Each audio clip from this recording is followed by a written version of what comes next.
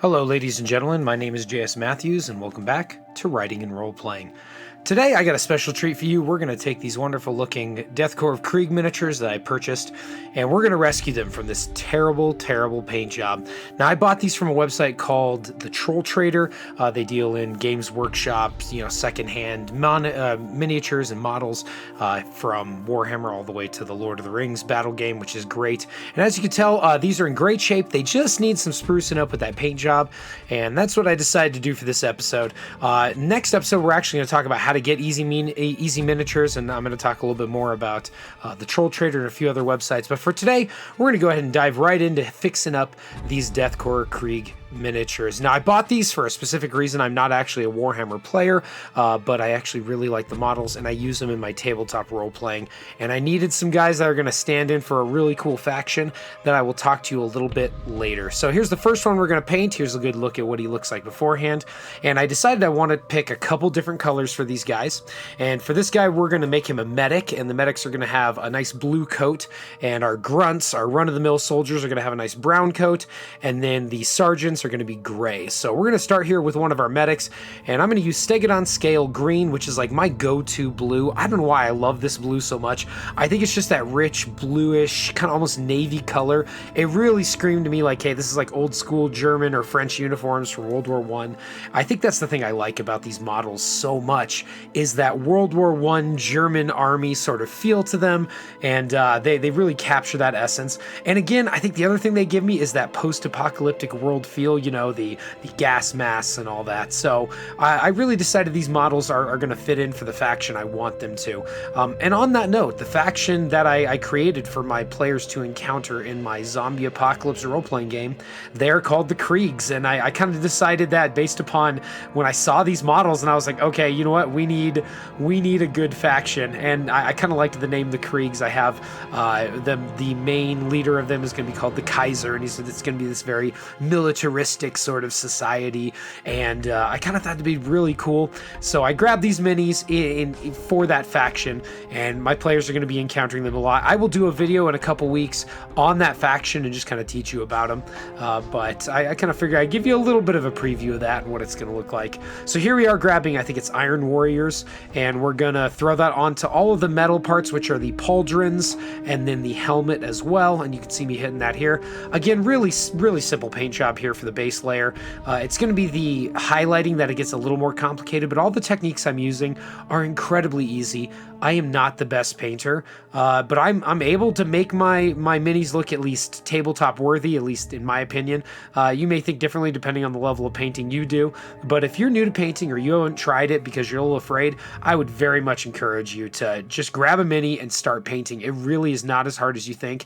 I'm not an experienced painter. I've only been doing this for a couple years, and I think I do a good job pulling these out. So the next color we're going to do is Dryad Bark, and we're going to hit a bunch of different brown areas with this. We're going to hit part of the gun here. I'm going to kind of paint sort of like a little handle on it for where his hand is resting, and then we're going to hit the backpack that he's wearing as well. And then just kind of fill in some areas, the belt, and a few other little spots.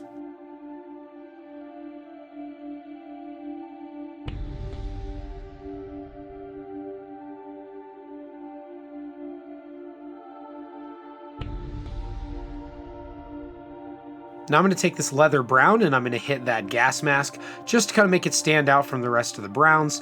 It's definitely a bit of a lighter brown, but it looks really good on these gas masks. It gives it a real kind of leathery old feel, and I like that. I really thought that fit with this idea for this faction that I had.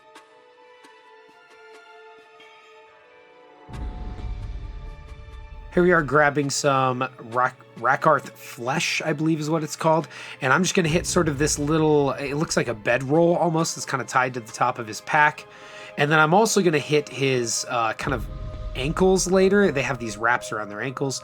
And so I hit both of those. You won't see it right now. You can't see it yet. I actually remember to go back and add it. But this is some Balthazar gold. I'm going to hit that little metal cylinder at the bottom of his backpack with this. And then I'm also going to hit some parts of the gun. Now, again, this faction, the goal is to be very militaristic. My idea is these guys rise from the ashes of the old world in this new zombie apocalypse, and their idea is it's very almost like a military religion where the idea is, you know, only the strong survive and they must purge the world of all the zombies. And they kind of believe that anyone who's not wearing a gas mask, if you're breathing in the air, you're getting corrupted, polluted by, you know, this virus that's out there. And so I really tried to capture that with the models that I picked, and I think it's going to turn out really well. I can't wait for my characters to encounter these guys. They're going to play a major part in my world. This zombie apocalypse game that I'm running is definitely more open-ended. I run my games a lot like a BioWare game, almost like they have a hub and they have a bunch of different missions they can go on, but I add a little twist where depending on which missions they pick first, I tend to change up the other missions. So whatever you pick and what you do is going to affect the world around you. Now that we got all those base layers on, I'm going to go ahead and start hitting it with a shade. We're going to start with Agrek's Earth Shade, and we're just going to hit everything that's brown here and just touch up everything. And I really slather this stuff on. I love the shade. I think it's liquid talent for those of us who are mediocre painters, yeah, like me. And so you just throw this on all those brown areas, and man, it really does a great job sinking into the little crevices and giving some, some deceptive little shadows and stuff like that. And it looks really good. I really love using this stuff.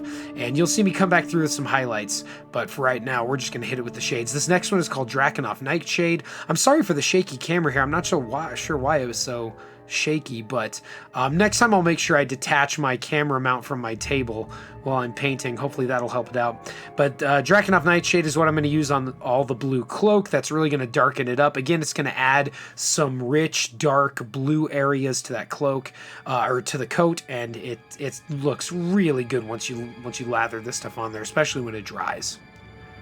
Next up, we're going to grab some Nuln Oil, and I'm going to hit all the metal parts with this.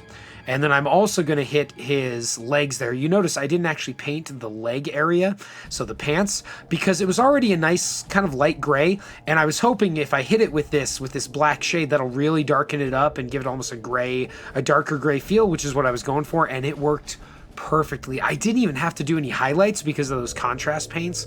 I might actually have to pick some of those up. That was really cool. Now this next step here, I'm going to start actually doing the highlighting. All I did was grab the regular Stegodon scale green, and I just start tapping just sort of the raised areas and leave the under areas a little bit darker. And you're going to see me, I'm going to start adding in just a little bit of Lothern blue and just start building up those highlights. You can see it there, just a little bit lighter each time. And just keep adding it in little bit by little bit and just drag it over smaller and smaller areas, building up those highlights. This technique right here is easy. It works really well, and it is very easy. So I encourage anyone out there who's a little worried about painting and making it look good, this is something you can do.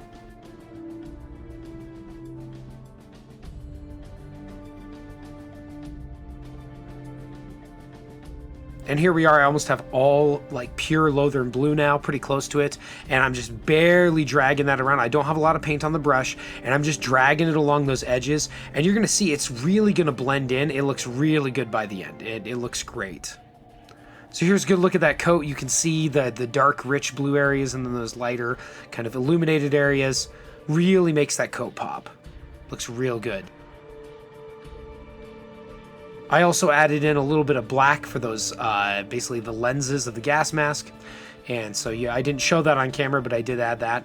And here I am just kind of touching up the leather backpack, and you're going to see me lighten this up a lot. So I used that same brown, and then I added a little bit of the leather brown to it, and then I just started adding a tiny bit of orange and yellow and just kept adding a little more yellow, and you're going to see it really start to lighten up there.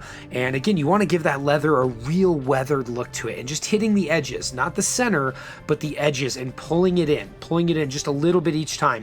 And the more you lighten it up, you can see I just start only touching the edges and just tapping it on there just a little bit.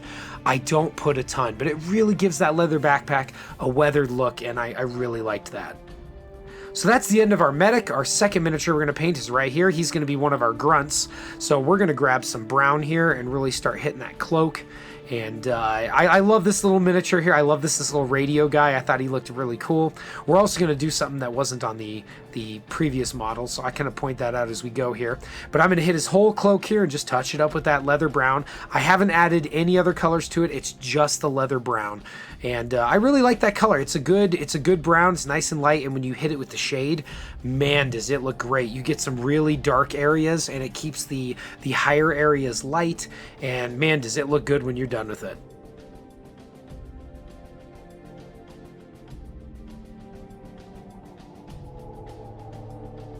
One other thing I want to point out that you can actually tell here, I do thin down my paints. A lot of times I actually thin them down in the bottle because it helps keep my bottles, you know, nice and wet if I add a little bit of water each time. And with this one, I just added a little bit of water to it when it was, because it wasn't in a bottle, if that makes sense. I actually had to dump it out and made a little wet palette. But yeah, this one right here is the Dryad bark again. I'm just going to hit the gun with it, and I'm going to hit that, just basically that center part of his chest, if you saw that.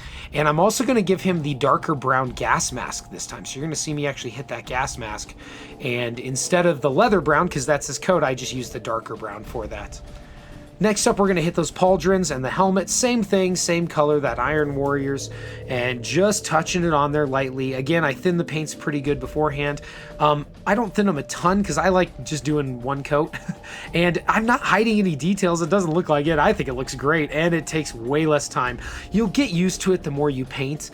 But yeah, it starts to make sense the more you paint, how much you really need to thin them. And sometimes you don't have to do that. If you've been thinning them a lot and using them, you don't really have to do too much. Now here I'm going to grab that Balthazar Gold again and just hit that little emblem on his helmet there, same as I did with the medic. Again, on that same part of the gun, and then you're going to see me hit the skull on the gun with this as well. I also decided to hit the bottom part again of his pack, just kind of make it uniform, make it stand out. And I love this color. I think it looks awesome, especially on these war or these army kind of miniatures. I really like that. Next up, we're going to start doing our highlighting. I didn't show the shading portion this time because it's the same thing. Just threw some Agric shade and Nuln Oil on there, just 2 this time. And now I just grab the base color, and again, same thing. I start by just tapping it around those raised areas, those areas that look like they're going to get hit by the light a lot. And it really starts bringing out that cloak. And it's an easy way to add detail and take your painting from just a mediocre level to a way higher level, and it just makes your minis look awesome and really stand out on the table. And again, I just add a tiny bit of white to this. You can see it just a little bit, because again, you can always do more layers, so don't do a ton of white. It's really gonna add some contrast that you don't want. You want a gradual shade to build up, and just drag it a little bit less each time. So the first layer that you do, that's just your basic brown, just do a nice layer of that one and make it nice and big. And then as you start adding the white, just do less and less and less and less, and just dragging it a little bit smaller portions, and it's really going to be good. Now here, I just put a tiny bit of white on my brush and I wipe most of it off. And now I'm just gonna drag it across those eyes, those lenses, and just give it, you can see there, it gives it almost like a little reflective look, almost like you're looking into those glass lenses. Looks really good. I love that effect. I actually really liked it the first time I tried that. Now last up here, we're gonna do some basing. Now all I do is just get some watered down PVA glue, and I'm just gonna kind of paint it on the base just a little bit there. And this is a mixture of grout and a little bit of dirt from my backyard. It's mostly grout. I have so much left over from when I did a couple bathrooms, and it makes the best basing material. It looks so good. And all I do is just kind of sprinkle it on there. You can see right there, I'm just adding a little more of the glue over the top. Once I get a good layer on there, I actually do add a little more glue to it, and it's just a little bit of glue and a lot of water, and that grout really just sucks it up, and then it becomes hard as rock, and that is not going to go anywhere. So here's our whole group. These are all the minis I painted, and there's their basing. Last thing I'm going to do here is almost completely off the camera, by the way. I love my look there instead of pulling it to the center of the camera. And I'm just going to paint around the rim with some black, and that really kind of pulls it together, separates the base from the rest of the table, and man, it looks really good.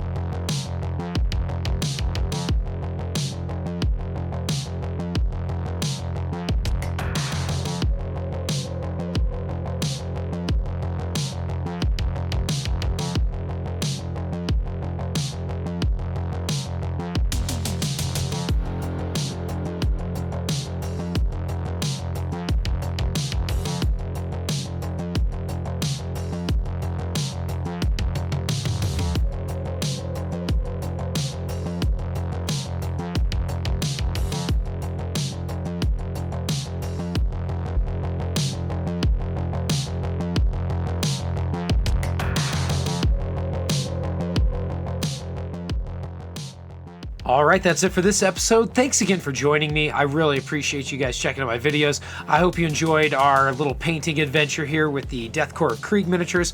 I think they turned out great, and I cannot wait to throw these on the table against my players. If you enjoyed this, please make sure you leave a like and maybe even subscribe. I got plenty of other stuff coming your way. I don't plan on making any sort of drama-filled videos. If you like what I'm showing you, this is what you're going to get. And yeah, I got plenty of other stuff coming your way, especially around the tabletop role-playing. So anyways, thanks again for checking my videos. I will see you all in the next one, and good luck with all your writing and role-playing. You guys take care now.